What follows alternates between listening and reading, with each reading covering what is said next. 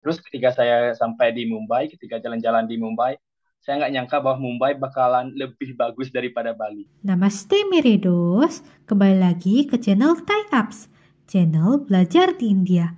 Hari ini Thai Apps berkolaborasi dengan PPI Maharashtra dan kami kedatangan tamu spesial yaitu mahasiswa dari Bali bernama Ikomang Indra Kusuma Jaya yang bersekolah di Savitribai Phule Pune University dan mempelajari sastra Inggris.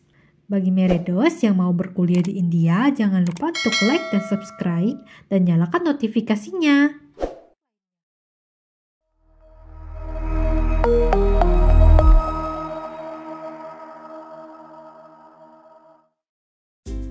Halo, perkenalkan nama saya Ikomang Indra Kusumajaya. Saya berasal dari Bali, tepatnya di Nusa Penida dan tinggal di Batulan. Saat ini sedang berkuliah di salah satu universitas negeri di India, Savitribai Phule Pune University dengan full beasiswa dengan jurusan sastra Inggris.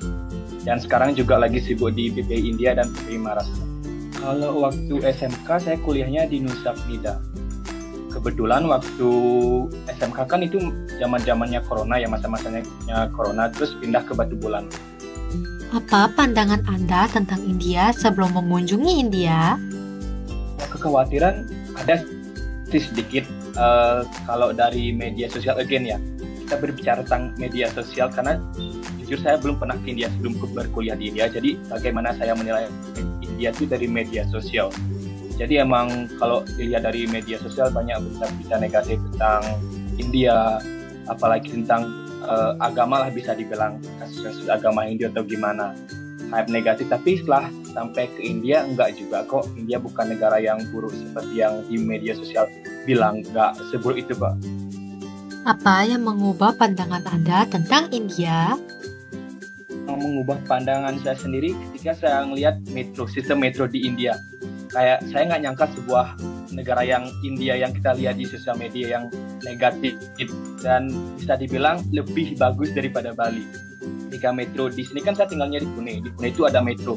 Ketika saya melihat metro underground metro itu wah ini loh India yang nggak ada di media sosial, nggak ada berita-berita yang bagus tentang India.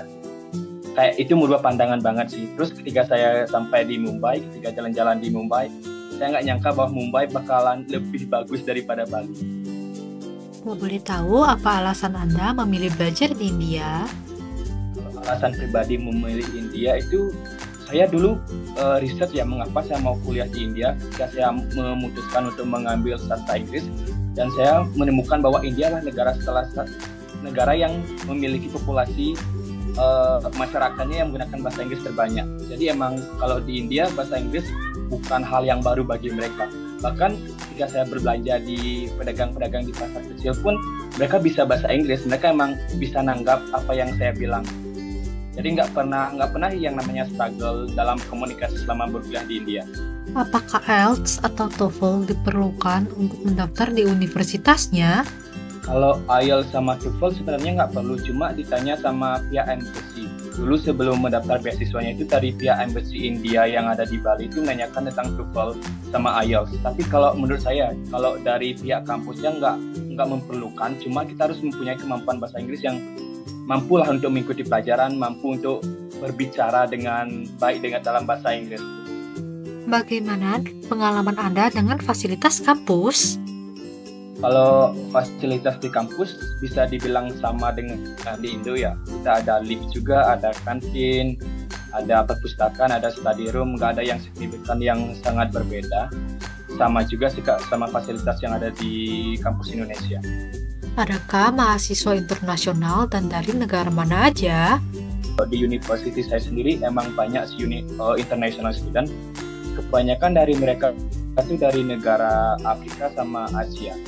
Kalau dari Europe ada juga, cuma mereka student exchange. Mereka pertukaran pelajar, bukan student tetap di salah satu di university. Dan kebanyakan dari mereka, kalau dibilang Asianya, kebanyakan dari negara tetangga sendiri kayak Bangladesh, Nepal, Sri Lanka. Ada juga beberapa Asia kayak Vietnam, Kamboja, Indonesia, Malaysia, Thailand. Ada juga, cuma kalau dibandingkan kebanyakan dari negara tetangga India sendiri. Bagaimana dengan pelajarannya, lebih banyak praktek atau teori? Mungkin kalau karena saya ngambil jurusan sastra Inggris, kebanyakan mungkin bisa dibilang keduanya, teori sama praktek. Mungkin kalau praktek di sastra Inggris itu kita lebih analisis ke poetry sama analisis ke drama. Dan di awal-awal kuliah saya juga struggle, menurut saya itu lebih ke advance ya. Kalau di Indo saya juga pernah kuliah selama 3 semester di Indonesia dulu. Dan kalau di Indo itu kita belajarnya kayak listening, di semester 1 itu listening sama writing, grammar lah yang basic itu. Sedangkan di India udah analisis poetry, itu yang buat saya struggle sih. Udah wow, analisis poetry, dan di Indonesia juga nggak pernah analisis poetry. Nggak tahu bahkan caranya analisis poetry, tapi setelah nyampe di India diajarin cara analisis poetry. Lalu bagaimana dengan jaminan kerja untuk lulusannya? Kebanyakan orang Indonesia yang study di India itu kebanyakan IT. Jadi mereka kerjanya kayak di perusahaan-perusahaan IT seperti itu. Kayak Google, saya pernah lihat ada mahasiswa Indonesia yang internship di Google India. Selain itu, bagaimana dengan biaya kuliah? Kalau tentang biaya kuliah, karena saya mendapatkan beasiswa, jadi kurang tahu untuk berapa exactly SPP selama 1 semester. Bagaimana dengan biaya hidup termasuk obat-obatan dan kebutuhan lainnya? Kalau makanan obat-obatan itu terjangkau sih Kak. Tapi kalau makanan sendiri, kalau di-compare sama Bali lumayan mahal di sini ya. Kalau biryani itu sampai 20-an ribu. Kalau di Bali kita bisa dapat nasi bungkus dengan 10 ribu. Cuma kalau yang snack kayak makan-makanan biasa sama sayur-sayuran termasuk murah sih Kak. Apalagi kalau di-compare sama Bali ya, kalau sayuran di sini lebih murah. Dan itu bagaimana dengan makanan halal? Apakah mudah untuk ditemukan? Kalau makanan halal menurut saya masih mudah ditemukan ya. Kebetulan saya non-muslim. Cuma kalau dalam pengertian saya makanan halal tuh non daging B2 sama kodok. Kalau kebanyakan orang India kan emang veg gitu ya, vegetarian, jadi nggak makan makanan daging gitu. Kalau saya sayuran sendiri, dalam pengertian saya mungkin halal bagi orang muslim. Tapi mudah sih Kak emang menemukan makan makanan yang nggak mengandung daging di India itu lebih mudah bahkan. Apakah makanan dan minuman di India itu cocok untuk selera Anda? Mungkin kalau makanan India yang paling cocok banget tuh biryani mungkin ya, karena juga ada nasinya, ada ayamnya. Sama juga sih kalau di Indo kan kita ada nasi, ada daging lah. Apakah Anda merasa senang dan nyaman selama tinggal di India? Senang banget sih Kak, nyaman banget. Saya juga di kampus kayak mendapatkan privilege karena international student. Jadi kalau emang saya nggak ngerti apapun di dalam kelas, saya dapat private class dari dosennya. Jadi emang benar-benar di-care, dijaga sampai ngerti, emang sampai yang benar-benar dilihatin gitu loh, diperhatikan sama dosennya sebagai international student. Sudah ke kunjungan berapa kota dan mana yang paling menarik? Pernah ke Mumbai sama Bangalore. Saya juga nggak expect ketika nyampe di Bangalore, bandaranya itu wow, kayak keren banget, terus jalan-jalannya itu lebih rapi. Kalau Mumbai itu saya lebih terkesan dengan infrastruktur yang sangat merata. Maksudnya nggak merata juga, cuma yang lebih wow, yang lebih saya nggak pernah lihat. Kalau kayak contohnya itu kayak bus tingkat yang untuk umum saya nggak pernah lihat di Bali, dan saya lihat di Mumbai, saya nggak nyangka, wah ini ada gini loh di India. Sama juga sistem metro di India yang sampai underground emang di bawah itu saya nggak pernah lihat di Bali. Kayak wah keren ya India. Kayak mengubah pandangan saya itu cuma Mumbai sama Bangalore. Apakah Anda merasa aman tinggal di India? Sejauh ini aman dan nyaman sih Kak. Maksudnya nggak ada berita-berita yang gimana. Kita pun juga international student nggak pernah yang sampai ada kehilangan barang atau dicuri atau gimana. Bahkan saya pernah dulu parkir sepeda motor, emang kuncinya nyantol di motor di depan kampus juga nggak apa-apa kok. Nggak diambil sama orang gitu. Selain itu, bagaimana dengan toleransi beragama? Kalau dari teman-teman saya pribadi, toleransinya sangat tinggi. Saya juga berteman dengan orang Muslim India, orang Kristen, dan beberapa orang Hindu. Mereka nggak pernah yang kayak attack, maksudnya mereka nggak pernah yang berargumen yang menyerang suatu agama lain sih Kak.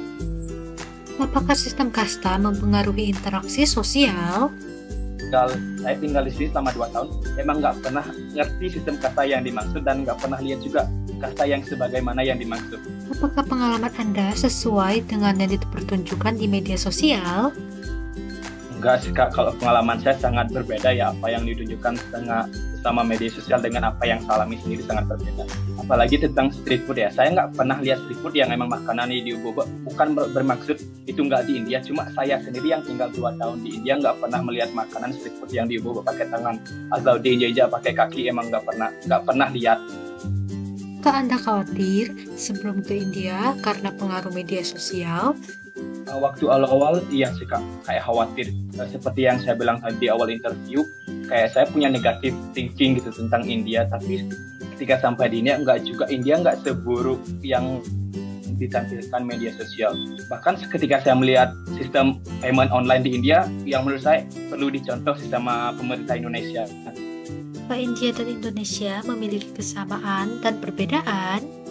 Kalau kesamaan dari Indonesia India banyak sih Kak. Mungkin dari makanan nggak sama persis, cuma bisa dibilang orang India juga makan nasi. Dia juga makan roti sama nasi sih sebenarnya. Tapi kalau di Indo kita juga makan nasi. Terus dari perilaku hal itu nggak beda jauh sih Kak. Nggak ada signifikan, orang India ini kayak gini, orang Indonesia kayak gini. Nggak ada yang signifikan. Bahkan saya merasa kayak mereka sama kayak kita loh. Orang India sama orang Indonesia. Bahkan kalau dibilang dari segi culture-nya, mungkin saya bisa merasakan sama dengan Bali ya. Mungkin karena Bali mayoritas Hindu dan India juga mayoritas. Dari pendidikan, saya juga nggak bisa bilang 100% sama, karena saya bukan local student. Nggak tahu ya kalau local student, cuma karena dari international student, saya dapatkan privilege yang lebih banyak dibandingkan local student. Saya bisa dibilang seperti itu, karena dosen saya lebih care. Dosen saya juga yang nggak pernah ngejat kalau kita nggak bisa apa-apa. Kalau di Indonesia tuh mungkin saya pernah lihat sih, saya pernah ngalamin ada teman saya yang nggak bisa tapi dijat sama guru sama dosen. Sedangkan di India saya nggak pernah mengalami yang seperti itu. Apa pengalaman yang paling tidak terlupakan selama Anda berada di India? Pengalaman yang tidak terlupakan mungkin ketika ada international event dan saya harus mempresentasikan Indonesia, di mana saya harus mewakili Indonesia sebagai orang Indo yang kuliah di India.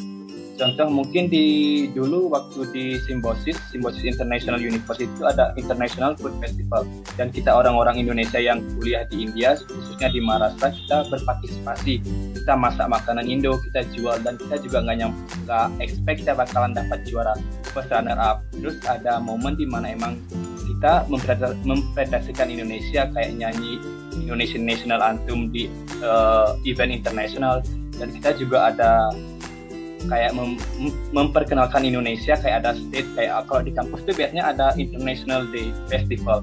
Jadi kayak kita memperkenalkan budaya Indonesia, kayak menunjukkan tarian-tarian Indonesia, kayak memperkenalkan Indonesia tuh di mana. Karena emang kebanyakan orang India tuh taunya Indonesia, cuma mereka nggak tahu culture kita di mana, kita letaknya Indonesia tuh Asia mana, emang nggak tahu. Jadi kita memperkenalkan Indonesia dengan cara seperti itu. Jadi, apakah Anda merekomendasikan India untuk mahasiswa Indonesia?